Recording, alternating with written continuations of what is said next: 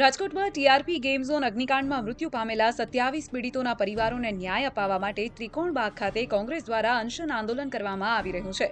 ત્યારે આજે મેવાણીએ ભાજપને બેશરમ અને નફ્ફટ કહી ભાજપ પર આકરા પ્રહારો કર્યા। પણ પીડિતો સાથે કોઈ જ લાગણી ના હોય એમ બેશરમીપૂર્વક નફ્ફટ બનીને સમગ્ર ભારતીય જનતા પાર્ટીનું તંત્ર એ ઘરે બેસીને નેતાઓના અધિકારીઓને કઈ રીતે બચાવવા એની કવાયતમાં લાગેલું છે। તો આ સાથે જ આ કાંડમાં ભાજપની ચૂપકીદી પર પણ સવાલો ઉઠાવ્યા।